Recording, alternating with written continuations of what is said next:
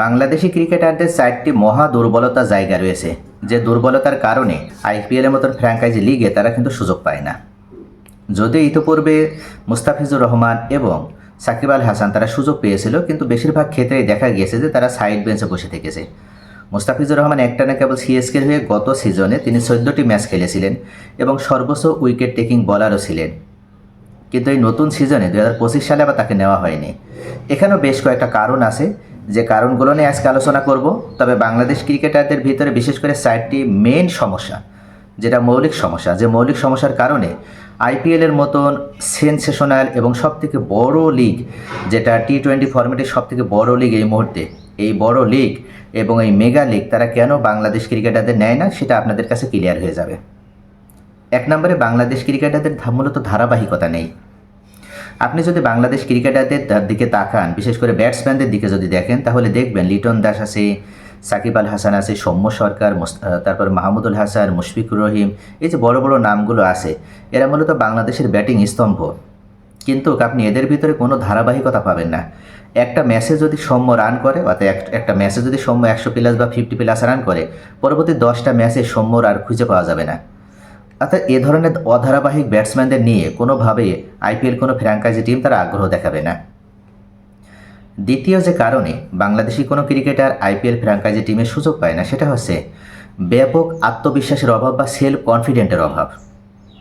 সাধারণত আইপিএল একটা মেগা আসর এবং সেখানে সমর্থকের একটা ব্যাপক চাপ থাকে, আর এই সমর্থকের চাপ উতরিয়ে সেখানে ভালো খেলা বা ভালো খেলাটা আপনাকে এক্সক্লুজ করা বা সেখানে ভালো পারফর্ম করা, এটা কিন্তু অনবদ্য একটা বিষয় থাকে।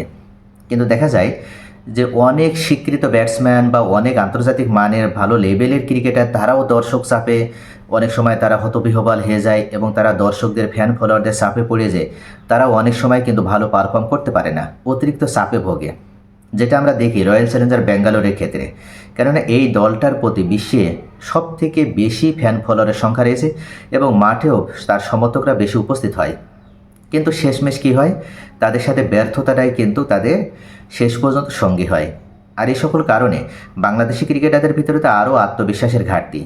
তারা যদি প্রথম পর্যায়ে ফ্র্যাঞ্চাইজি টিম হিসেবে আইপিএলে খেলার সুযোগ পায়, সেক্ষেত্রে তারা এত দর্শকের সামনে উপস্থিত হয়ে খেলার অভিজ্ঞতা যেহেতু তাদের নাই, তার কারণে তারা এই সেলফ কনফিডেন্টের জায়গায় ব্যাপক ঘাটতিতে পড়বে এবং ব্যাপক ল্যাকেজ তৈরি হওয়ার কারণে দেখা যাবে যে তারা তাদের ভালো পারফর্ম বা বেটার পারফর্ম সেখানে তারা দিতে পারবে না।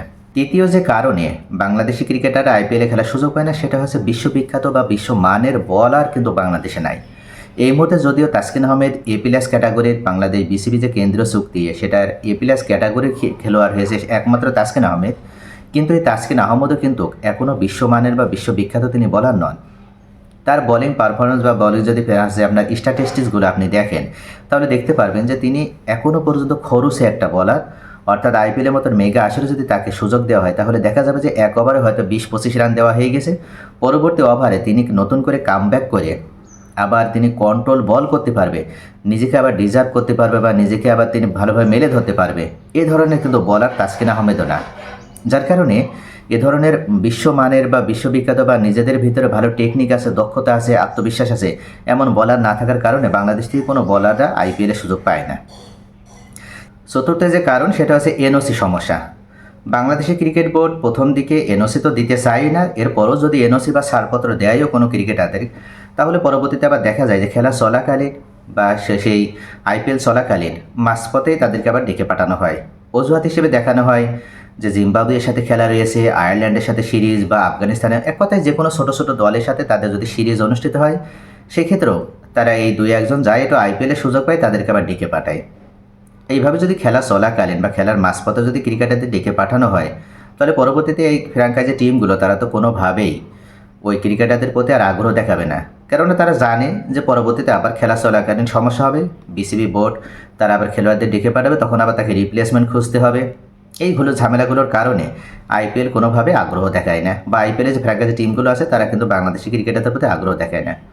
মূলত এই 4টি যে সমস্যার কথা বললাম, এই 4টি সমস্যা যদি রিকভার করা সম্ভব হয় এবং এই জায়গাগুলো যদি ইমপ্রুভ করা যায়, সেক্ষেত্রে কিন্তু বাংলাদেশি ক্রিকেটাররাও নিয়মিত আইপিএলের সুযোগ পাবে।